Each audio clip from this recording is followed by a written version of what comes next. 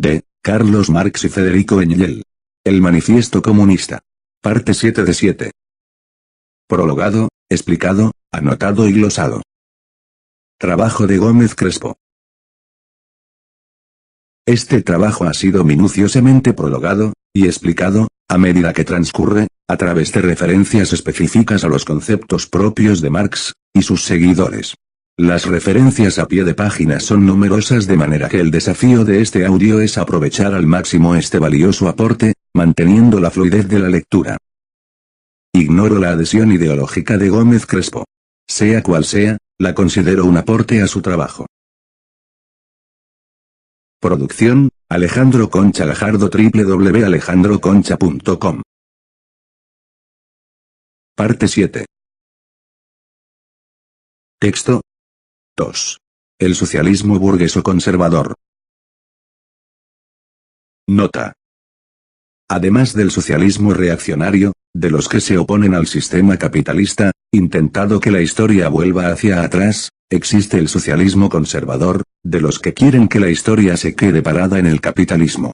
Estos reformadores sociales, aspiran a una sociedad capitalista mejor, por lo que intentan perfeccionarla. Engel en sus Principios del Comunismo comenta, consta de partidarios de la sociedad actual, a los que los males necesariamente provocados por esta, inspiran temores en cuanto a la existencia de la misma. Quieren, por consiguiente, conservar la sociedad actual, pero suprimir los males ligados a ella. A tal objeto, unos proponen medidas de simple beneficencia, otros, grandiosos planes de reformas, que sobre pretexto de reorganización de la sociedad, se plantean el mantenimiento de las bases de la sociedad actual, y con ello, la propia sociedad actual. Los comunistas deberán igualmente combatir con energía contra estos socialistas burgueses, puesto que trabajan para los enemigos de los comunistas y defienden la sociedad que los comunistas quieren destruir. Texto. Hay una parte de la burguesía, que desea mitigar los males sociales, para de este modo, garantizar la perduración de la sociedad burguesa. Nota. No quieren destruir la sociedad burguesa para sustituirla por otra, sino que aspiran a mejorarla, corrigiendo sus defectos. Marx en La miseria de la filosofía indica, la escuela filantrópica es la más desarrollada de todas las escuelas humanitarias. Sus secuaces niegan que exista ninguna necesidad de antagonismo, entre ricos y pobres. Aspiran a colocar a todo el mundo en un nivel burgués y profesan una teoría que quisieran ver realizada en aquello en que la teoría puede diferir de la práctica y liberarse de los antagonismos de clase que gobiernan la realidad. Desde luego, en el campo teórico es muy fácil ignorar las contradicciones con que en la vida real tropezamos a cada paso. Por eso la teoría filantrópica aspira a ser la realidad idealizada. Los filántropos desean mantener las categorías que son expresión de las condiciones burguesas, al mismo tiempo que se empeñan en hacer desaparecer las contradicciones que forman la esencia de este régimen, del cual son inseparables, y aun cuando se figuran estar atacando muy seriamente las prácticas de la burguesía, los filántropos son en realidad más burgueses todavía que los demás burgueses. Texto. Pertenecen a esta los economistas, los filántropos y los humanitarios que pretenden mejorar la situación de la clase obrera. Las organizaciones caritativas y de beneficencia, las sociedades protectoras de animales, las de la lucha contra el alcoholismo, y todo tipo de reformadores y predicadores de tercera 293. Este socialismo burgués, incluso ha llegado a elaborar sistemas sociales completos y totales. Por ejemplo, la filosofía de la miseria de Proudhon. Nota. En el prólogo de El Manifiesto Comunista de 1890, Engel describe a estos benefactores humanitarios diciendo, los charlatanes sociales de toda la haya, los que aspiraban a remediar las injusticias de la sociedad con sus potingues mágicos y con toda serie de remiendos, sin tocar en lo más mínimo, claro está, al capital ni a la ganancia. Con la intención de hacer publicidad del capital, Engel publicó un artículo en un diario de Leipzig en 1868. En este nos informa de cuál es el objetivo de la beneficencia y la caridad, comillas, a dónde va a parar este contingente cada vez más numeroso de obreros sobrantes. Pasa a formar un ejército industrial de reserva, integrado por obreros a quienes en las épocas malas y medianas se paga su trabajo por menos de lo que vale y que muchas veces se quedan sin trabajo a merced de la beneficencia pública, pero que son indispensables para la clase capitalista en las épocas de gran prosperidad. Marx comenta sobre el alcoholismo en el Capital: nada tiene pues de extraño, que entre estos obreros sea usual la embriaguez desde la misma infancia, y lo peor de todo es que los tejeros se desesperan hasta de sí mismos. Querer educar y convertir a un tejero, es como querer educar y convertir al mismo demonio, señor, le decía al capellán de Southfield. Sobre la lucha contra el alcoholismo, Engel en la situación de la clase obrera en Inglaterra, indica: cuando el padre Matthew, apóstol irlandés de la abstinencia alcohólica, recorre las ciudades inglesas, con frecuencia de 30 a 60 mil trabajadores hacen el pledge, el voto, pero 4 semanas más tarde, la mayoría ya lo ha olvidado. Por ejemplo, si se hace la cuenta de las personas de Manchester que en los últimos 3 o 4 años han jurado no beber más, el resultado sería un número mayor que el de las personas que hay en esa ciudad. Lo cierto es que no hay una disminución del alcoholismo. Otra expresión recordatoria. Los reformadores sociales burgueses, son predicadores de tercera. Se incluyen en este socialismo burgués, todas las personas buenas, filantrópicas, benefactoras y humanitarias, que quieren reformar el capitalismo sin abolirlo, así como las asociaciones que éstas fundan. Marx y Engel nos ponen 3 ejemplos de las entonces incipientes organizaciones no gubernamentales, ONGs, las de beneficencia, las protectoras de animales y las de lucha contra el alcoholismo. Estas organizaciones filantrópicas no comprenden, que si hay pobres, no es porque se den pocas limosnas, sino porque el sistema económico y social genera pobres. Que si hay un maltrato a los animales, se debe a que la frustración, el asco y la desesperanza en que viven esas personas, que le lleva a descargar su rabia y su odio sobre los animales. Que si hay alcoholismo o drogadicción, el origen de este problema, se encuentra principalmente en las condiciones sociales y de vida de una parte de la población. Que si se destruye el medio ambiente, es por causas económicas y materiales. Que si se producen torturas y malos tratos, no es porque haya aficionados a la tortura, ni individuos moralmente malos, sino porque se producen enfrentamientos sociales por causas materiales y económicas. Que si en una sociedad se margina a la mujer, se maltrata a los niños o se descuida a los ancianos, las causas son económicas y materiales. Por eso todas estas ONGs conservadoras fracasan continuamente, pues no quieren darse cuenta, de que estos problemas se originan en el sistema económico y de producción vigente. No son progresistas, sino conservadoras o reaccionarias.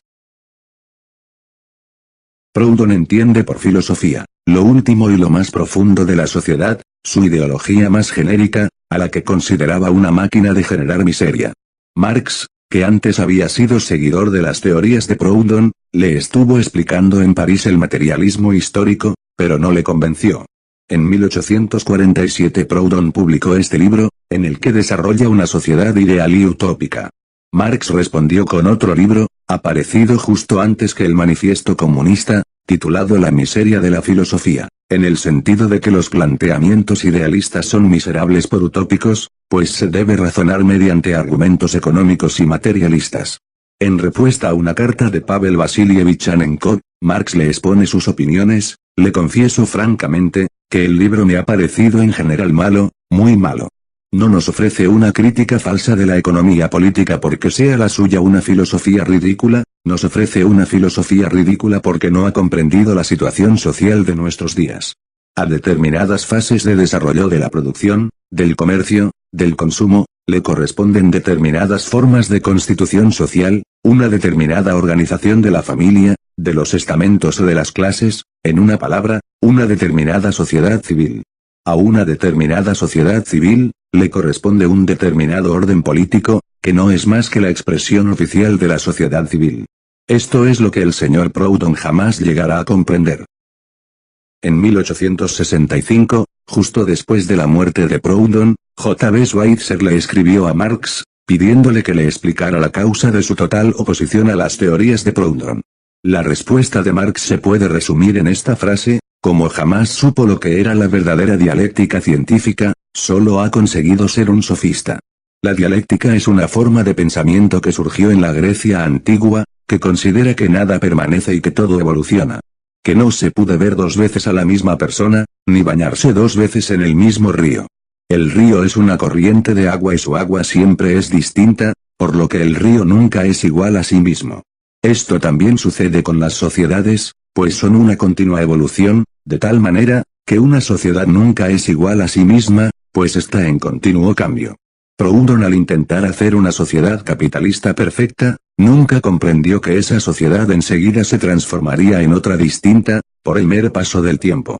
Por eso Marx dice, que Proudhon solo ha conseguido ser un sofista, pues pretende demostrar con argucias un planteamiento falso, y así solo consigue construir un castillo en el aire. Texto. Los burgueses socialistas quieren perpetuar las condiciones de vida de la sociedad moderna, pero sin las luchas y los peligros que necesariamente encierra. Su ideal es la sociedad existente, depurada de los elementos que la corroen y revolucionan, una sociedad burguesa con burguesía, pero sin el proletariado. 298. Como es lógico, la burguesía se representa su mundo, como el mejor de los mundos posibles. El socialismo burgués eleva esta idea consoladora hasta diseñar un sistema social completo o casi completo. Cuando invita al proletariado a que la construya, tomando posesión de una nueva Jerusalén, lo que en realidad le está pidiendo, es que acepte perpetuar al actual sistema de sociedad, pero abandonando todas sus ideas hostiles o contrarias a este. Nota. Se oponen al desarrollo histórico de la sociedad, con las luchas y enfrentamientos que la evolución social origina, pretendiendo dejarla eternamente en el capitalismo. Quieren una sociedad con todas las ventajas de la sociedad capitalista, pero sin sus inconvenientes. Quieren una sociedad burguesa, pero sin el proletario revolucionario que ésta necesariamente engendra. Diseña en el EER, nuevas sociedades capitalistas mucho mejores que la actual, hasta hacer el sistema actual casi perfecto. En el Nuevo Testamento, y especialmente en el Evangelio de San Lucas, se nos relata como por obra del Espíritu Santo, los primeros cristianos de la comunidad de Jerusalén, vivían en un perfecto comunismo cristiano. Estos socialistas burgueses, invitan al proletariado a formar un comunismo cristiano, como el de aquella comunidad. Lo que en verdad le están pidiendo al proletariado los socialistas burgueses, al decirle que construya una nueva Jerusalén, es que abandone los enfrentamientos de clase, y que aporte todas sus energías en una empresa utópica, de la que resulta evidente, que no sacará ningún fruto. Producción, Alejandro Concha Gajardo. www.alejandroconcha.com. Texto. Una segunda modalidad de este socialismo, aunque menos sistemática, bastante más práctica, pretende ahuyentar a la clase obrera de todo movimiento revolucionario, haciéndole ver que lo que le interesa, no son tales o cuales cambios políticos, sino simplemente determinadas mejoras en sus condiciones materiales, económicas y de vida. Resulta evidente, que este socialismo se cuida de no incluir entre los cambios que afectan a las condiciones materiales de vida, la abolición del régimen burgués de producción, que solo puede alcanzarse por la vía revolucionaria. Sus aspiraciones se reducen, a las reformas administrativas que se pueden conciliar con el actual régimen de producción, y que por tanto, no afectan para nada, a las relaciones entre el capital y el trabajo asalariado, sirviendo solamente, en el mejor de los casos, para abaratar a la burguesía los costes de su dominio y sanearle el presupuesto del Estado. Nota. Este socialismo burgués, pretende todo tipo de reformas económicas en el capitalismo, impuestos progresivos, sistemas de seguridad social, asistencia sanitaria, subvenciones para las medicinas, subsidio de paro, ayudas a las madres trabajadores, pensiones para los trabajadores ancianos, etc. No obstante, nunca pide lo verdaderamente importante, el fin de la explotación de los obreros por los capitalistas, pues entonces, estaría pidiendo el fin del sistema capitalista de producción. Para lo que verdaderamente sirve este socialismo burgués, es por una parte, para abaratar los costes laborales, al impedir las huelgas, las mejoras laborales y los aumentos de sueldos. Por otra parte, para reducir la partida presupuestaria destinada a la policía.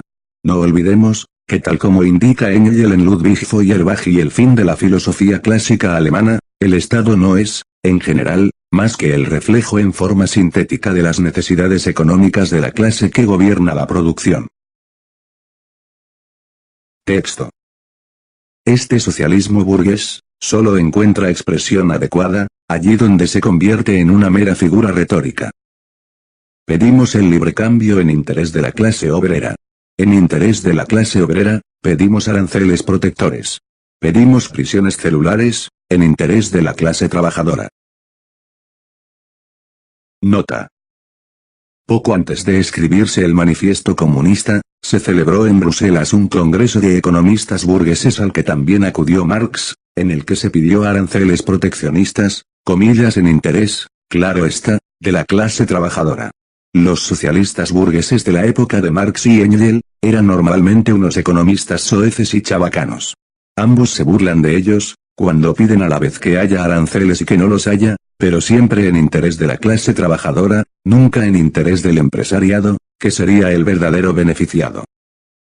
Por otra parte, Marx es especialmente sarcástico con Proudhon en El Capital, al que ataca continuamente. Este pretendía crear un banco único y estatal, que prestara a interés gratuito, y Marx se burla diciendo, Proudhon, que pretende dejar en pie la producción de mercancías y al mismo tiempo abolir el dinero, era capaz de soñar ese dislate del crédito gratuito, pretendida realización de los buenos deseos del pequeño burgués. En otro capítulo, se mofa reproduciendo una frase de Proudhon, una concepción peregrina de la función del capital dinero es la que sostiene Proudhon. Proudhon considera que el prestar es censurable porque no es vender. El prestar a interés es la posibilidad de volver a vender constantemente el mismo objeto obtenido constantemente al precio correspondiente, sin ceder jamás la propiedad sobre el objeto que se transfiere. Otra expresión recordatoria.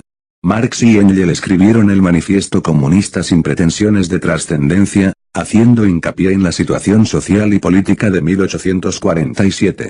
En el otoño de ese año, se convocó en Bruselas un congreso de abogados benéficos y filantrópicos, para tratar el problema de la reclusión penal. Estos llegaron a la asombrosa conclusión, de que para mejorar el nivel moral de los reclusos de la clase trabajadora, lo más conveniente era tenerlos en régimen de aislamiento. Estos socialistas burgueses, que fundaron una ONG para la reforma de la sociedad burguesa en este aspecto, no se preguntaban de dónde surge la delincuencia, ni por qué en unas sociedades un acto es un delito muy grave, mientras que en otras es una gran virtud. Por eso Marx y Engels indican, que lo que quieren los socialistas burgueses para los trabajadores, son cárceles exclusivamente con celdas de castigo y aislamiento para los trabajadores, pero por el bien de la clase trabajadora. Texto. He aquí la última palabra del socialismo burgués, lo único que dice verdaderamente y su única seria aspiración, pues el socialismo burgués se resume exactamente en esta frase, los burgueses son burgueses, pero en beneficio de la clase trabajadora. Nota. Aunque admiten que el capitalismo tiene sus pequeños defectos, donde puede vivir mejor un trabajador, que en una sociedad capitalista avanzada. Aristóteles decía, que la esclavitud es tan buena para el amo como para el esclavo al que explota. Los burgueses aseguran, que capitalismo es tan bueno para ellos como para los proletarios a los que explotan. Texto. 3. El socialismo y el comunismo crítico utópico. Nota. Después de criticar los sistemas socialistas reaccionarios y conservadores, Marx y Engels se disponen a analizar los socialismos progresistas, que quieren sustituir la sociedad capitalista por otra más avanzada. Estos tienen como característica común, el ser sistemas utópicos, ideales e imposibles, surgidos de la mente de su creador, frente al socialismo marxista o científico, que está basado en razonamientos económicos y materialistas. En sus principios del comunismo, Engels indica que estos socialistas utópicos, son proletarios que no ven todavía con bastante claridad las condiciones de su liberación, o representantes de la pequeña burguesía, es decir, de la clase que hasta la conquista de la democracia y la aplicación de las medidas socialistas dimanantes de esta, tiene en muchos aspectos, los mismos intereses que los proletarios. Texto. No queremos hablar aquí, sobre toda la literatura que en todas las grandes revoluciones modernas ha expresado las reivindicaciones del proletariado, obras de Babeuf, etc. Nota. Por literatura, se entiende algo muy parecido al pensamiento intelectual y sobre todo al político. Graco Babeuf era un comunista utópico francés de finales del siglo XVIII. Texto. Las primeras tentativas del proletariado por imponer directamente sus intereses de clase, en una época de efervescencia general, en el periodo de derrumbamiento de la sociedad feudal, tenían que tropezar necesariamente, por una parte con la falta de desarrollo del propio proletariado, y por otra, con la ausencia de las condiciones materiales indispensables para su emancipación, que son fruto y consecuencia del establecimiento de la sociedad burguesa. La literatura revolucionaria, que guía estos primeros pasos vacilantes del proletariado, es reaccionaria si la juzgamos por su contenido. Estas doctrinas profesan un ascetismo universal, y un torpe y vago igualitarismo. Nota. Se están refiriendo principalmente al comunismo de Babeuf y a otros parecidos. Producción, Alejandro Concha Gajardo, www.alejandroconcha.com. Texto. Los verdaderos sistemas socialistas y comunistas, los sistemas de Saint-Simon, de Fourier, de Owen, etc., brotan en la primera fase embrionaria de las luchas entre el proletariado y la burguesía, tal como más arriba la hemos esbozado. Véase el capítulo Burgueses y Proletarios.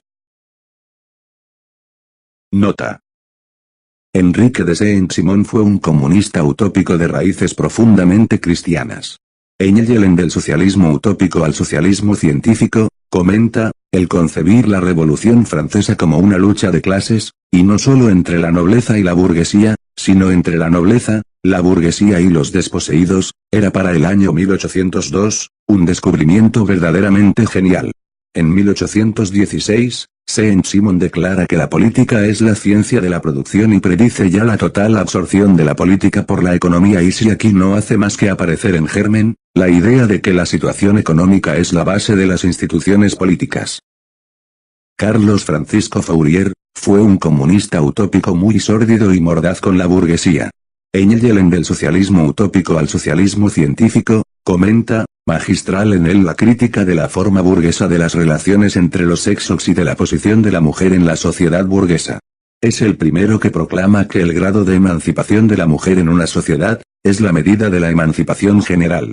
Sin embargo, donde más descuella Fourier, es en su modo de concebir la historia de la sociedad. Roberto Owen era un industrial que hizo una gran fortuna con una fábrica modelo, en la localidad escocesa de New Lanark. No contento con ello, planeó un sistema de producción comunista que le llevó a la ruina. Engelen del socialismo utópico al socialismo científico, comenta, mientras se había limitado a actuar solo como filántropo, no había cosechado más que riquezas, aplausos, honra y fama. Era el hombre más popular de Europa. No solo los hombres de su clase y posición social, sino también los gobernantes y los príncipes le escuchaban y lo aprobaban. Pero, en cuanto hizo públicas sus teorías comunistas, se volvió la hoja. Eran principalmente tres grandes obstáculos, los que según él, se alzaban en el camino de la reforma social: la propiedad privada, la religión y la forma vigente del matrimonio. El capítulo 1, de Burgueses y Proletarios, en el que se explica el origen y el destino del capitalismo, como un periodo más en la historia universal. Texto. Los autores de estos sistemas penetran ya en los antagonismos de clases y en los elementos autodestructivos que germinan en el seno de la propia sociedad gobernante. Pero todavía no aciertan a ver en la aparición del proletariado, una acción histórica independiente, un movimiento político propio y peculiar. Nota. Ya se dan cuenta de las contradicciones de la sociedad en la que viven, que la llevarán a la autodestrucción, pero todavía no son capaces de entender el curso de la historia. Texto. Como este antagonismo entre la burguesía y el proletariado, se desarrolla siempre al mismo tiempo que la gran industria, se encuentran con que aún le faltan las condiciones materiales para la emancipación del proletariado, y en un esfuerzo baldío, buscan una ciencia social o unas leyes sociales para crear dichas condiciones. Esos autores pretenden suplantar la acción social, por su acción personal especulativa. Sustituyen las condiciones históricas que han de determinar la emancipación proletaria, por condiciones fantásticas que ellos mismos se forjan. Suplantan la gradual organización del proletariado como clase, por una organización de la sociedad inventada a su antojo. Para ellos, el curso universal de la historia que ha de venir, se basa en la propaganda y la puesta en práctica de sus doctrinas y planes sociales. Nota. Le falta un gran proletariado capaz de hacerse con el poder, pues este se encuentra en estado embrionario. Además no se dan cuenta, de que la revolución se generará debido a una evolución económica de la sociedad, que generará nuevas formas de producción y nuevas clases sociales. Por el contrario, pretenden realizarla convenciendo a la población de la corrección y la justicia de sus ideas y de sus planteamientos sociológicos. Texto. Es cierto que tienen la intención de defender los intereses de la clase trabajadora, pero por ser la clase que más sufre. Su concepción del proletariado, es la de la clase que más sufre y padece. Nota. Contrariamente a lo que mucha gente cree, Marx y Engels no eran dos almas caritativas que se desvivían por los más desfavorecidos, sino que siempre sintieron un profundo desprecio por las capas más bajas de la sociedad, a las que consideraban culpables de muchas derrotas de la clase obrera y a las que dieron el nombre de lumpenproletariado. Este es siempre un enemigo del proletariado, formado principalmente por chuloputas, ladrones, vagos, rateros, aventureros, borrachos, desertores, timadores, marginados, drogadictos, fugitivos, carteristas, insociables, vagabundos, putas, tahures, indeseables, estafadores, pícaros, maleantes, trileros, contrabandistas, mendigos, indigentes, traperos, subdesarrollados, inmigrantes subdesarrollados, traficantes de drogas, carne de presidio, delincuentes habituales, individuos sin oficio fijo, y otros sujetos de la misma calaña, ralea y catadura. En Del socialismo utópico al socialismo científico, Engels critica a Saint-Simon, indicando que no entiende lo que es el proletariado, pero Saint-Simon insiste muy especialmente en esto, lo que a él le preocupa siempre y en primer término, es la suerte de la clase más numerosa y más pobre de la sociedad. Engels en su prólogo a la segunda edición de la Guerra Campesina en Alemania, repasa las posibles estrategias del proletariado alemán, y la conveniencia de ciertas alianzas con los pequeños burgueses, el pequeño campesinado o los obreros agrícolas, pero al referirse a los estratos más bajos de la sociedad indica, el lumpenproletariado. Esa escoria integrada por los elementos desmoralizados de todas las capas sociales y concentrada principalmente en las grandes ciudades, es el peor de los aliados posibles. Ese desecho es absolutamente venal y de lo más molesto. Cuando los obreros franceses escribían en los muros de las casas durante cada una de las revoluciones, «Mort aux voleurs», muerte a los ladrones, y en efecto fusilaban a más de uno, no lo hacían en un arrebato de entusiasmo por la propiedad, sino plenamente conscientes de que ante todo era preciso desembarazarse de esta banda, diese bande en el sentido de lumpenbande, todo líder obrero que utiliza a elementos del lumpenproletariado para su guardia personal y que se apoya en ellos, demuestra con este solo hecho, que es un traidor al movimiento. Texto. La forma embrionaria que todavía presenta la lucha de clases y las condiciones en que se desarrolla la vida de estos autores, hace que se consideren ajenos a esa lucha de clases y como situados en un plano muy superior. Aspiran a mejorar las condiciones de vida de todos los individuos de la sociedad, incluso de los más acomodados. Por ello, no cesan de apelar a la sociedad entera sin distinción, e incluso se dirigen con preferencia a la propia clase dirigente. Abrigan la seguridad, de que basta conocer su sistema social, para percibir que es el plan más perfecto posible, para la mejor de las sociedades posibles. Nota.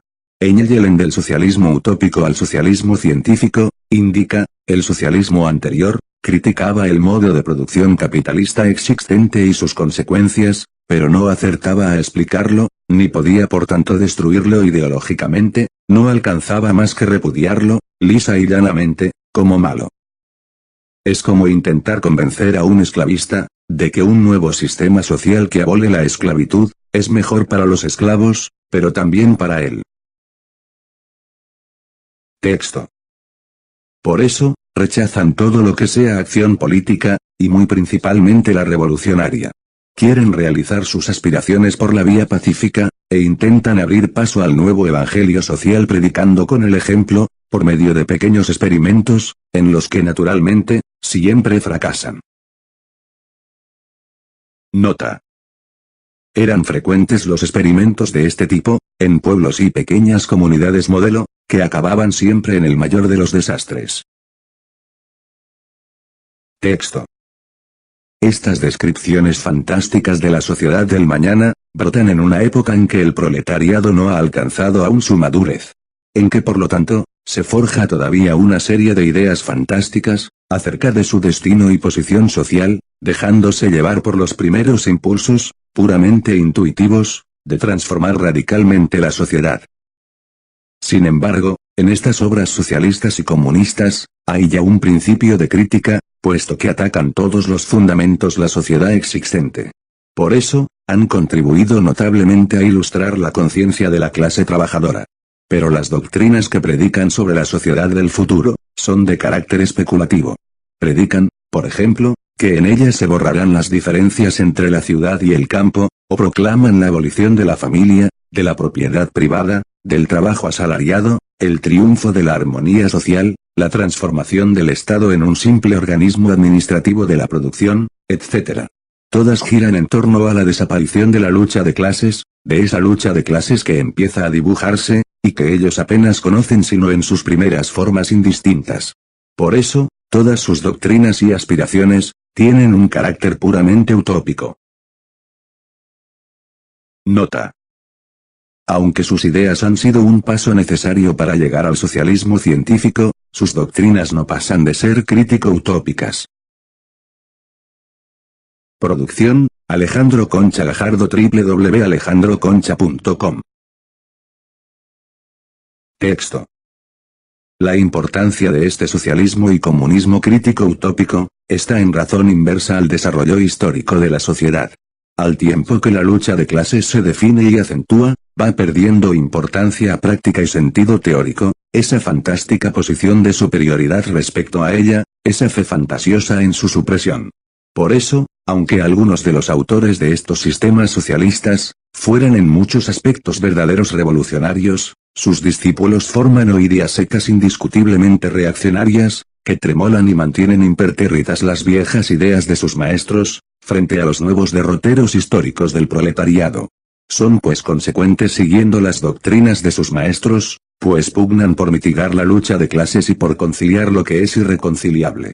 Siguen soñando con la realización experimental de sus utopías sociales como la fundación de falansterios, con la colonización interior, con la creación de una pequeña Icaria, edición en miniatura de una nueva Jerusalén. Para levantar todos estos castillos en el aire, no tienen más remedio que apelar a la filantrópica generosidad de los corazones y los bolsillos burgueses. Poco a poco van cayendo a la categoría de los socialistas reaccionarios o conservadores, de los cuales solo se distinguen por su sistemática pedantería, y por una fanática fe supersticiosa en los efectos milagrosos de su ciencia social. Nota.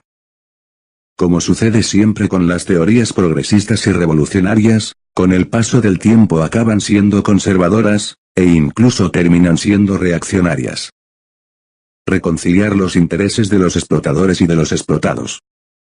Los falansterios fueron las comunidades experimentales de Fourier. Acabaron en el más absoluto fracaso. Ante el vacío que le hacía la sociedad oficial, Owen se vio obligado en su vejez a emigrar a los Estados Unidos. A sus experimentos sociales en Gran Bretaña, México y sobre todo en Estados Unidos, le llamó colonizaciones interiores. Todas fracasaron estrepitosamente.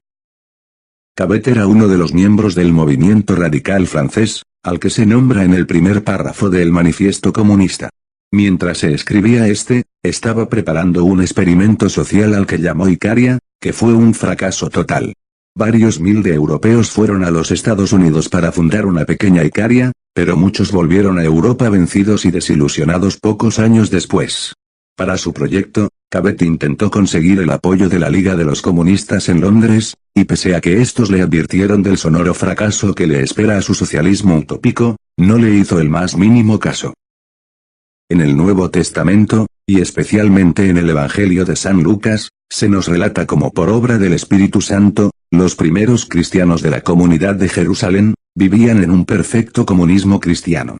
Cabet y también Owen, fueron dos profundos cristianos, que intentaban revivir esta comunidad cristiana, en sus experimentos sociales. Por el contrario, Fourier tenía un terrible odio a los curas, a los abogados y a los militares. Texto.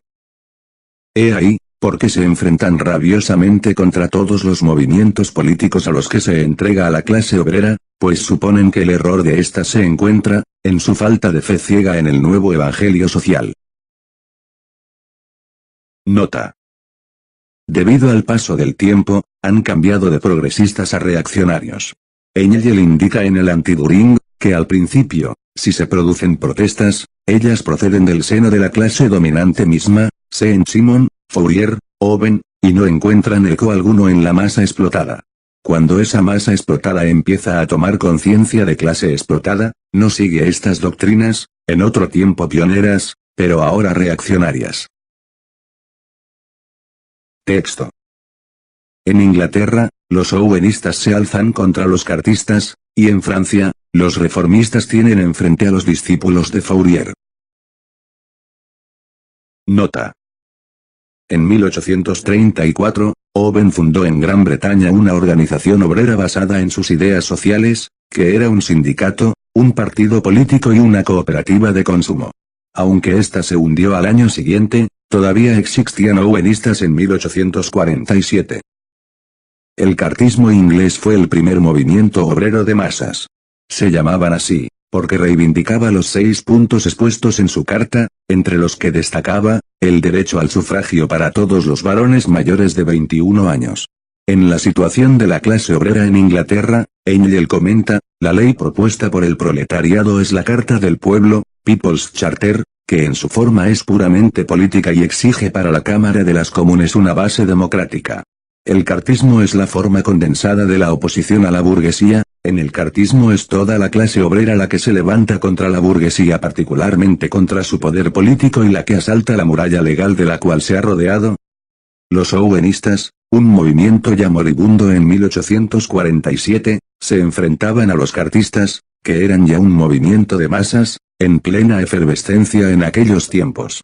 Engel indica en la situación de la clase obrera en Inglaterra, desde luego, ellos, los owenistas, comprenden por qué los obreros se levantan contra los burgueses, mediante el cartismo, pero consideran que esa cólera, que es no obstante el único medio de hacer progresar a los obreros, es infecunda, y ellos predican una filantropía y un amor universal aún más estéril en la situación actual de Inglaterra. Llamados así por estar agrupados alrededor del diario La Reforma, sus líderes eran Louis Blanc y Ledru Rollin, y su pensamiento era mucho más avanzado que el de los fourieristas. Marx en la lucha de clases en Francia de 1848 a 1850, explica que, al quebrarse la fuerza revolucionaria de los obreros, se quebró también la influencia política de los republicanos demócratas, es decir, de los republicanos pequeño burgueses, representados en la comisión ejecutiva por Ledru Rollin, en la Asamblea Nacional Constituyente por el Partido de la Montaña y en la prensa por la Reforma. En el prólogo de la edición alemana del Manifiesto Comunista de 1890, Engel exponía, los owenistas en Inglaterra, y en Francia a los fourieristas, que poco a poco habían ido quedando reducidos a 2 sectas agonizantes. 25 años después de escribir el Manifiesto Comunista, Marx y Engel enviaron una circular interna para los miembros del Consejo General de la Asociación Internacional de los Trabajadores, la Primera Internacional, en la que le indicaban, la primera etapa de la lucha del proletariado contra la burguesía, se desarrolló bajo el signo del movimiento sectario. Este tiene su razón de ser, en una época en que el proletariado no está aún suficientemente desarrollado para actuar como clase. Pensadores individuales hacen la crítica de los antagonismos sociales y dan para ellos soluciones fantásticas, que la masa de los obreros no tiene más que aceptar, propagar y poner en práctica.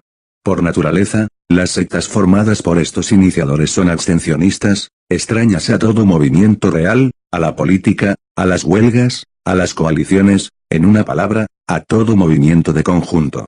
La masa del proletariado se mantiene siempre indiferente o incluso hostil a su propaganda. Los obreros de París y de Lyon sentían tanto despego hacia los saint-simonianos, los fourieristas y los icaristas, como los cartistas y los tradeunionistas ingleses hacia los owenistas. Estas sectas, palancas del movimiento en sus orígenes, lo obstaculizan en cuanto las sobrepasa, entonces se vuelven reaccionarias. Los fourieristas se habían transformado en un movimiento reaccionario, que se oponía a los reformistas, muchos más avanzados. Texto. La actitud de los comunistas, ante los otros partidos de la oposición. Nota. La idea de partido de la época en que se escribió el Manifiesto Comunista, era la de un grupo de personas con unas mismas ideas, una corriente de opinión. El Manifiesto Comunista empieza con una introducción. En el primer capítulo, se nos comenta la aparición histórica de la burguesía y el destino histórico del proletariado. En el segundo, se nos explica el comunismo. En el tercero, se critican diversas ideas socialistas y sociales de la época y en este cuarto, se indica que partidos existentes en 1847 eran afines a la Liga de los Comunistas, y se realiza la proclama final con la que cierra el texto. En el prólogo a la edición alemana de 1872 del Manifiesto Comunista, Marx y Engels ya comentaban las indicaciones que se hacen acerca de la actitud de los comunistas para con los diversos partidos de la oposición. Capítulo cuarto, aunque sigan siendo exactas en sus líneas generales, están también anticuadas en lo que toca al detalle, por la sencilla razón de que la situación política ha cambiado radicalmente y el progreso histórico ha venido a eliminar del mundo a la mayoría de los partidos enumerados. Aunque los partidos enumerados ya no existen, esta parte nos da las pautas para saber cuál debe ser la actitud de los comunistas con otros partidos afines y cuáles son estos. Texto. Después de lo que dijimos en el capítulo segundo, es fácil comprender la relación que guardan los comunistas con los demás partidos obreros ya existentes, con los cartistas ingleses y con los reformadores agrarios de Norteamérica. Nota. El capítulo Proletarios y Comunistas, en el que se explica el comunismo. En sus principios del comunismo, Engels indica, en Inglaterra, por ejemplo, los cartistas, que constan de obreros, se aproximan inconmensurablemente más a los comunistas, que los pequeños burgueses democráticos o los llamados radicales. Estos reformadores tienen muy poca importancia histórica, pues enseguida su movimiento fracasó. Los campesinos se veían obligados a pagar grandes cantidades de dinero por el alquiler de sus tierras, a unos terratenientes que no mucho antes las habían obtenido a bajo precio y en grandes cantidades. Esto originó un movimiento obrero y campesino, que intentaba mejorar la situación de los explotados, utilizando el sufragio universal que existía en ese país, entre los varones blancos. Engels indica en sus principios del comunismo, en Norteamérica, donde ha sido proclamada una constitución democrática, los comunistas deberán apoyar al partido que quiere encaminar esta constitución contra la burguesía y utilizarla en beneficio del proletariado, es decir, al Partido de la Reforma Agraria Nacional. Los cartistas ingleses y los reformistas agrarios gringos, eran las dos únicas organizaciones obreras de masas de aquel tiempo. En el capítulo segundo del Manifiesto Comunista, Marx y Engels indican que el objetivo de los comunistas es formar la conciencia de clase del proletariado. En consecuencia, los comunistas trabajan entre los obreros y dentro de las organizaciones obreras de masas, explicando y difundiendo los principios del socialismo científico.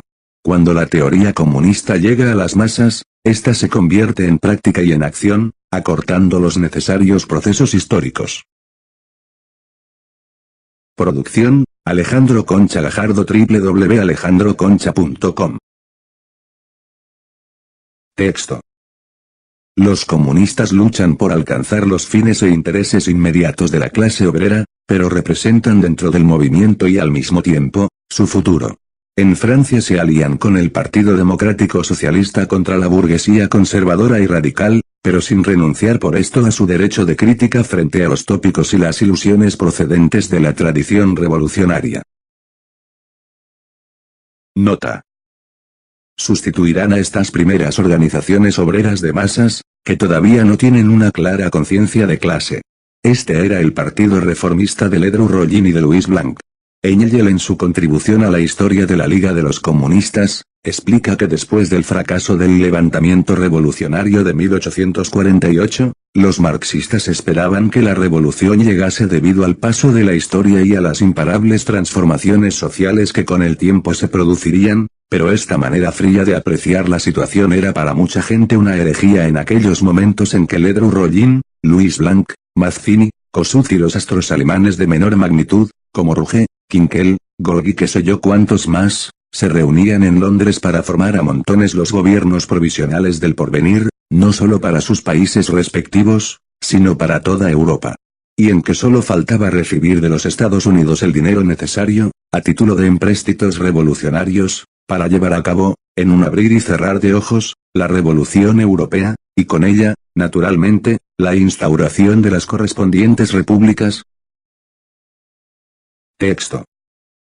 En Suiza apoyan a los radicales, sin ignorar que este partido es una mezcla de elementos contradictorios, por una parte los demócratas socialistas a la manera francesa, y por otra, los burgueses radicales. Nota.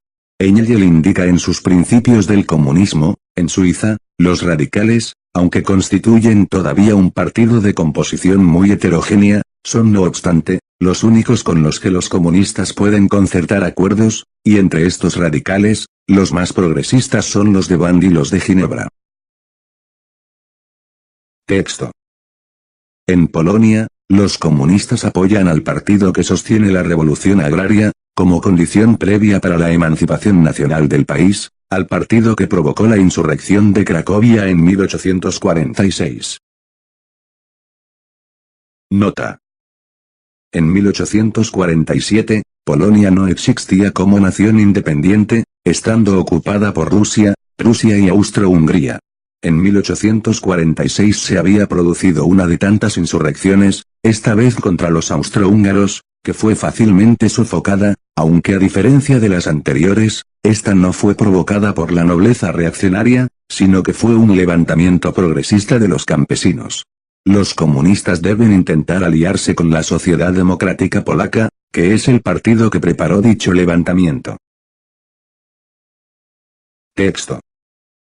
En Alemania, el Partido Comunista luchará al lado de la burguesía, mientras ésta actúe revolucionariamente, dando con ella batalla a la monarquía absoluta, a la gran propiedad feudal y a la pequeña burguesía. Nota. En Alemania los comunistas luchan junto a la gran burguesía, para derrotar tanto a la nobleza, como a la pequeña burguesía. Obsérvese que su aliado es el gran capital, con el fin de destruir a todas las demás clases sociales y llevar el progreso económico al país. De esta forma, consiguen dos fines. Por una parte la nación queda dividida en solo dos clases sociales, un proletariado abrumadoramente mayoritario, y una burguesía industrial pequeñísima, que concentra en sus manos todos los medios de producción. Por otra parte, el país se industrializa y desarrolla, mediante la inversión de capital en la industria y en los medios de producción más modernos, de los que posteriormente se apoderará la revolución. Texto. Pero este partido no olvida en ningún momento, el avivar entre los obreros una conciencia de clase lo más clara posible, que le ilustre sobre el antagonismo hostil entre burguesía y proletariado, para que llegado el momento, los obreros alemanes se encuentren preparados para volverse contra la burguesía. Esas condiciones políticas y sociales que la burguesía, una vez que triunfe, no tendrá más remedio que implantar, son otras tantas armas del proletariado, para que en el instante mismo en que sean derrocadas las clases reaccionarias, comience automáticamente la lucha contra la burguesía. Nota. Los obreros tienen que darse cuenta de que son explotados, para poder librarse de su explotación. Engel en una carta a Pablo Lafargue, al hablarle de la fuerza de la clase obrera, le indica: lo más importante, es la autoconciencia de clase y la seguridad en sus fuerzas.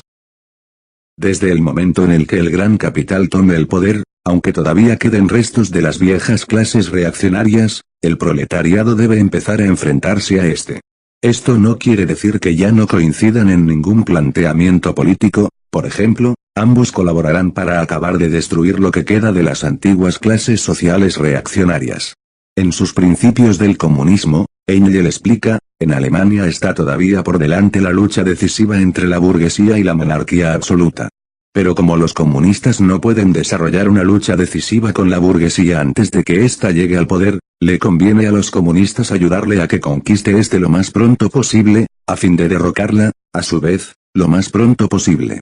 Por tanto, en la lucha de la burguesía liberal contra los gobiernos, los comunistas deben estar siempre del lado de la primera, precaviéndose, no obstante, contra el autoengaño en que incurre la burguesía y sin fiarse en las aseveraciones seductoras de ésta acerca de las benéficas consecuencias que, según ella, traerá al proletariado la victoria de la burguesía. Texto.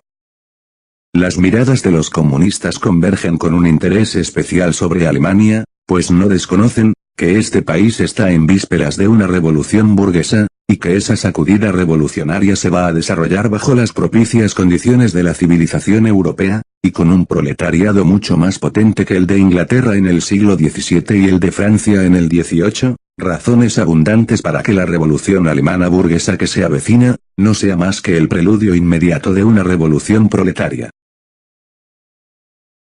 Nota. Se refieren a la Revolución Inglesa de finales del siglo XVII y a la Revolución Francesa de finales del siglo XVIII.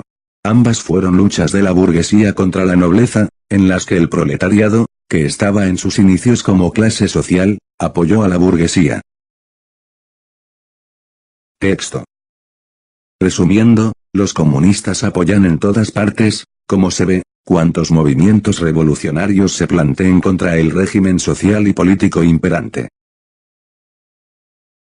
Nota.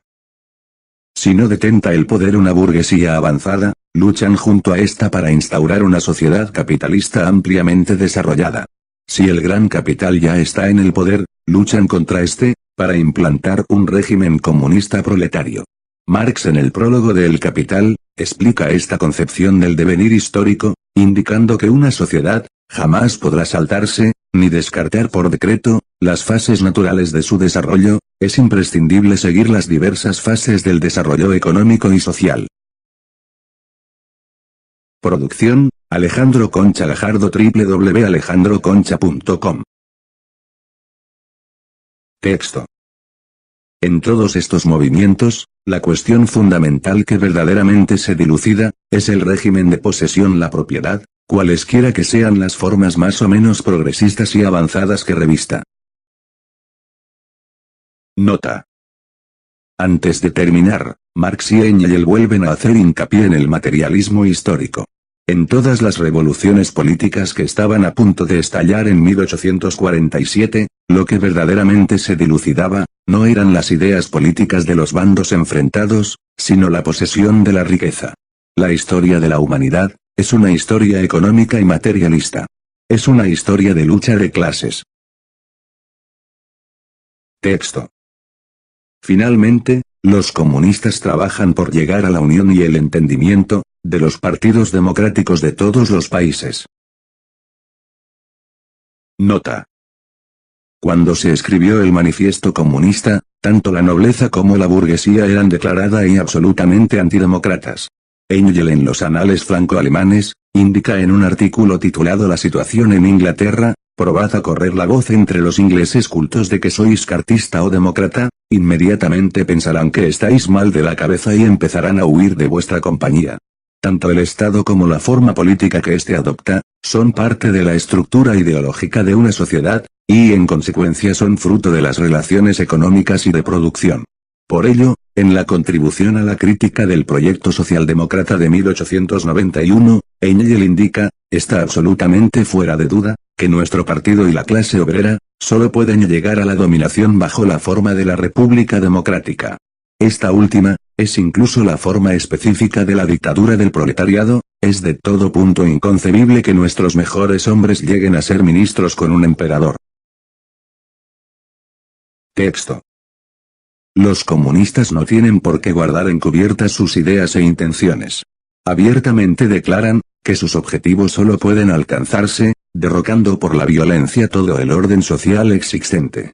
Tiemblen si quieren, las clases gobernantes, ante la perspectiva de una revolución comunista. Con ella, los proletarios no tienen nada que perder, sino sus cadenas.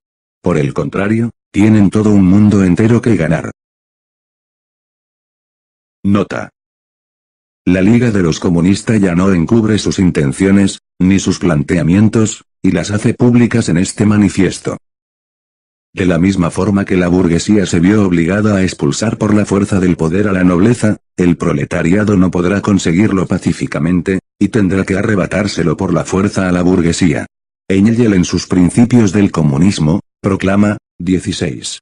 Será posible suprimir por vía pacífica la propiedad privada. Sería de desear que fuese así, y los comunistas, como es lógico, serían los últimos en oponerse a ello.